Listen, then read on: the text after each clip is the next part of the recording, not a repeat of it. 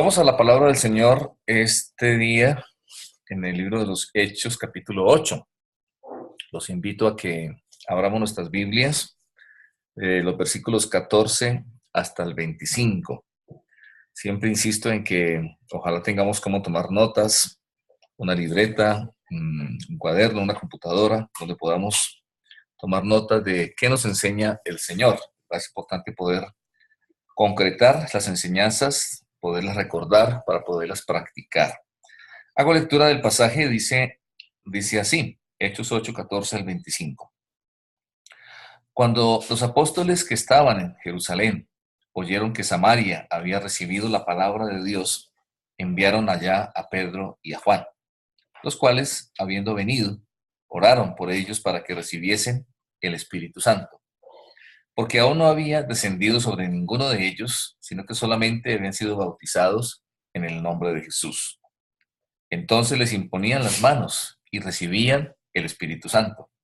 Cuando vio Simón que por la imposición de las manos de los apóstoles se daba el Espíritu Santo, les ofreció dinero, diciendo: dadme también a mí este poder, para que cualquiera a quien yo impusiere las manos reciba el Espíritu Santo.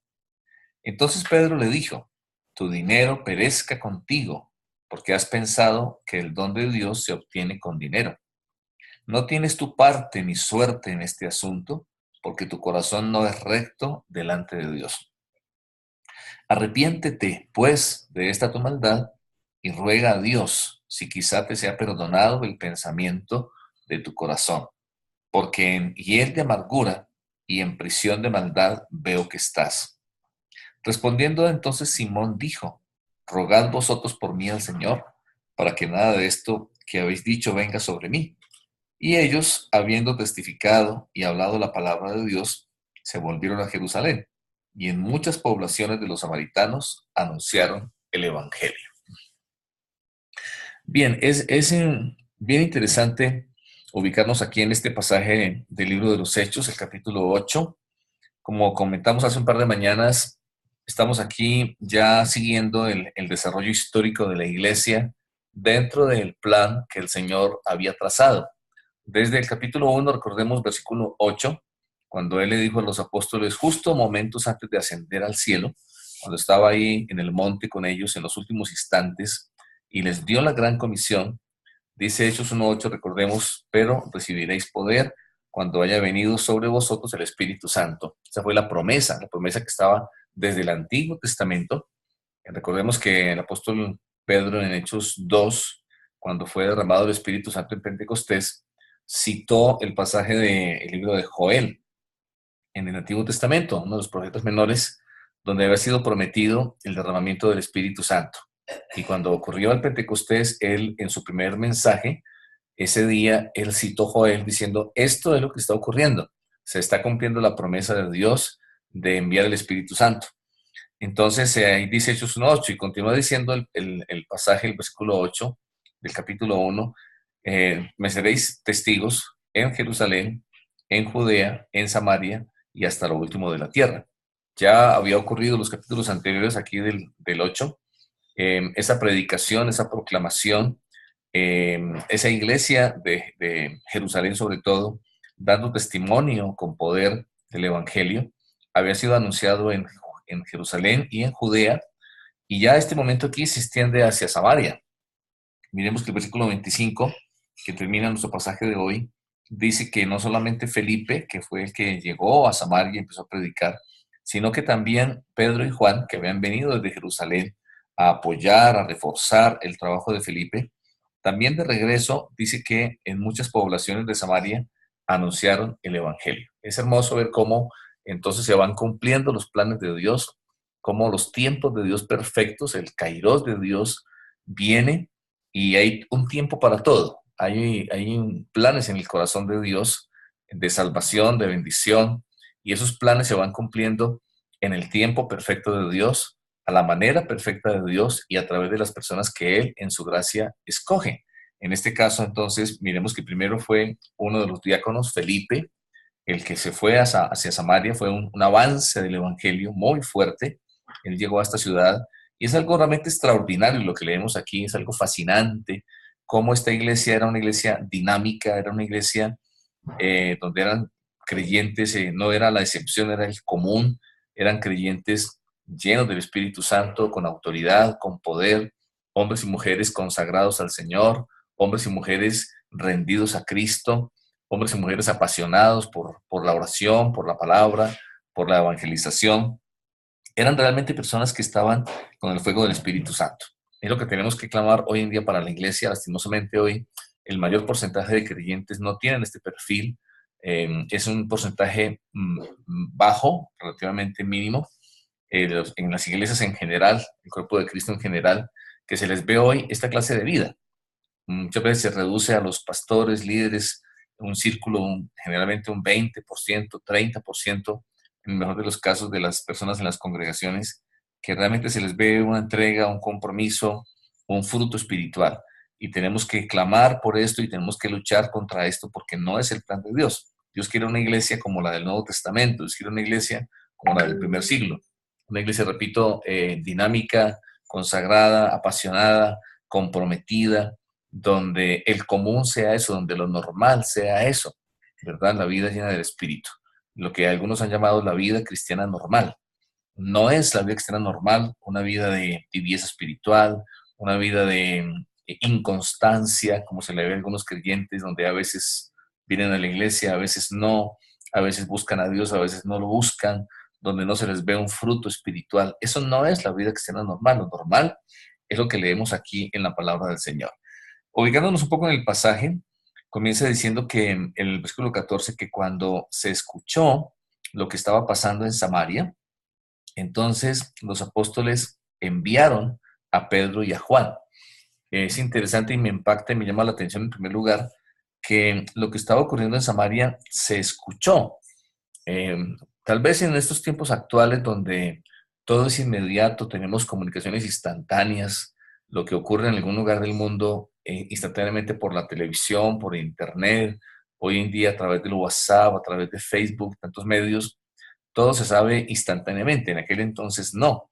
Una noticia tenía que enviarse a un mensajero a que viajara hasta la otra ciudad y no se viajaba pues en medios rápidos, iban muchas veces corriendo o a caballo tal vez. Entonces eran demoradas las comunicaciones, pero lo que estaba pasando en Samaria era algo tremendo, era algo impresionante, era algo contundente. Y es así lo que quiere hacer el Espíritu Santo, y esto se ha repetido a través de la historia. Leemos de muchos avivamientos a través de la historia, donde han ocurrido esta clase de cosas, cosas tan sobrenaturales, tan impactantes, que es imposible que no se sepa, es imposible que no se difunda, que no se divulgue. Eso tenemos que clamar, y en nuestra búsqueda, que seamos una iglesia convertida, rendida, donde pueda derramarse el Espíritu Santo y Él puede hacer estas obras. Estas son las obras del Espíritu Santo: transformación, sanidad. En el pasaje de ayer leíamos que los enfermos eran sanados, que los oprimidos eran liberados, que una iglesia, una ciudad entera fue impactada a través de la vida de un creyente. Acá ni siquiera leemos que fue tal vez grandes congregaciones, tal vez miles de creyentes, no, un creyente lleno del Espíritu Santo, Felipe, que fue a un lugar y se dejó usar por el Espíritu Santo. ¿Dónde Dios nos ha puesto? ¿Dónde Él quiere llevarnos? ¿Y cómo Él quiere usarnos? Dispongámonos, familia, para que seamos siervos de Dios usados con poder, para que el Espíritu Santo nos llene y nos capacite, para que lo que Él quiere que hagamos pueda ser hecho, para que las obras de Dios, estas obras de poder, estas obras sobrenaturales, puedan ser hechas hoy a través nuestro. Si estamos en un lugar, estamos en una ciudad, estamos en un ministerio, en una congregación, tal vez Él nos ha puesto en una universidad, en un colegio, en una empresa, en un barrio, en un lugar donde Él quiere utilizarnos. Y lo que tenemos que hacer es permitir que fluya el Espíritu Santo, que nos llene, y hablar la palabra, abrir nuestros labios y hablar la palabra con poder, como lo hizo Felipe. Eso fue lo que hizo él, y Dios respaldó la obra de Felipe. Vinieron entonces Pedro y Juan. También es hermoso ver cómo aquí hay un mover corporativo, un mover de cuerpo de Cristo, cómo hay un respaldo, y esto es importantísimo. No es la obra de Dios una obra de individuos aislados, de llaneros solitarios.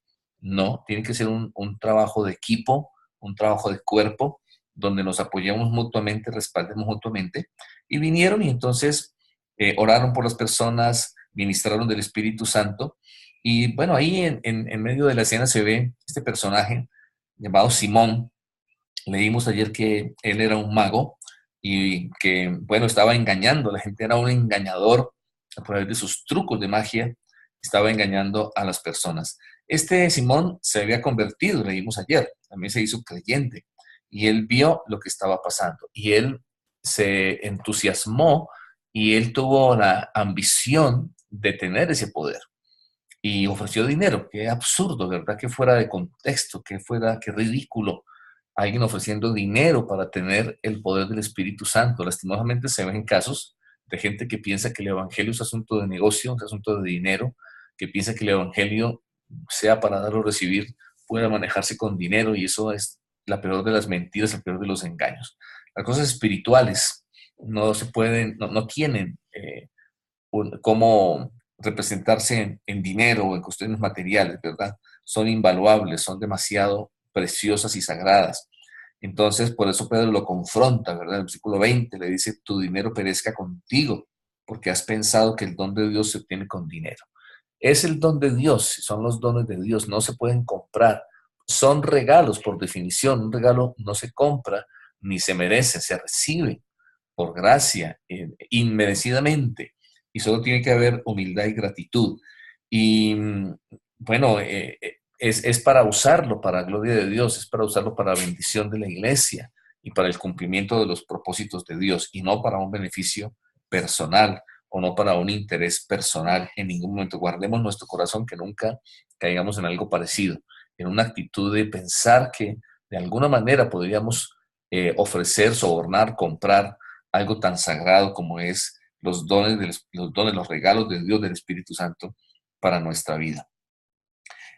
Otro aspecto importante de esto es que tenemos que entender que, de hecho, a ver, Simón era un creyente.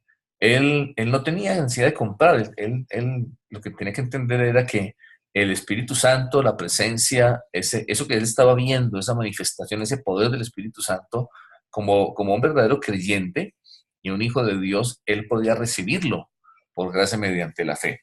Entonces, es entender aquí también que Dios quiere que experimentemos ese poder, que fluya, que se manifieste ese poder a través de nuestra vida.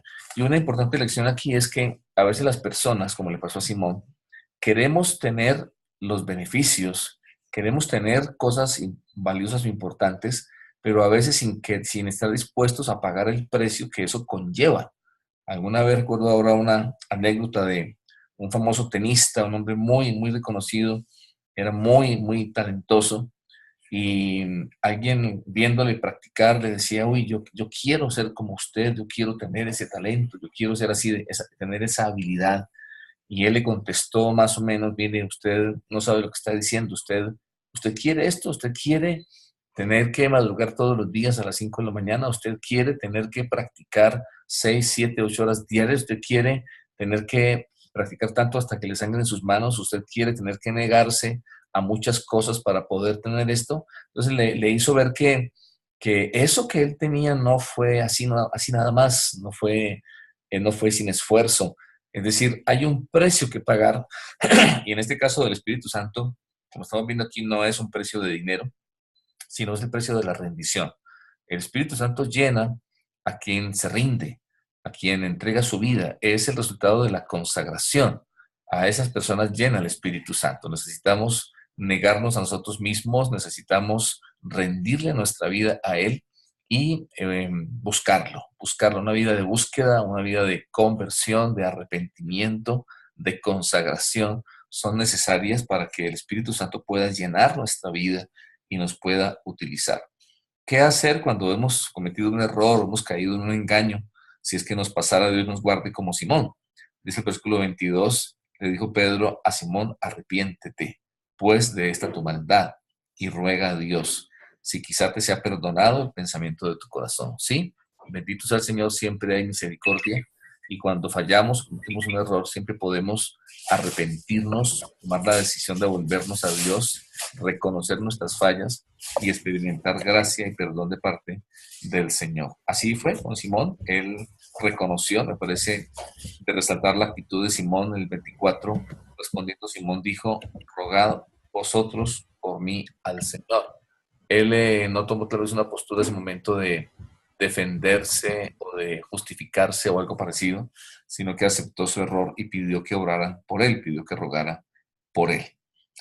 Entonces, un poco esto, redondeando y concluyendo, regresamos de nuevo al versículo 25, donde, como estábamos al comienzo comentando, todo esto conllevó que el Evangelio fuera anunciado, todo esto conllevó la obediencia de una iglesia, de unos creyentes al mandato del Señor, de anunciar el Evangelio, de proclamar la buena noticia, de ir extendiendo el fuego del Evangelio a todo lugar, a toda ciudad, a toda nación, como nos ha mandado el Señor. Hoy estamos aquí nosotros, hasta lo último de la tierra debe ser anunciado este Evangelio y hasta lo último de la tierra que lleguemos como iglesia de Jesucristo, cumpliendo la misión, estableciendo el reino de Dios, proclamando el Evangelio de salvación y haciendo discípulos multiplicadores a todas las naciones.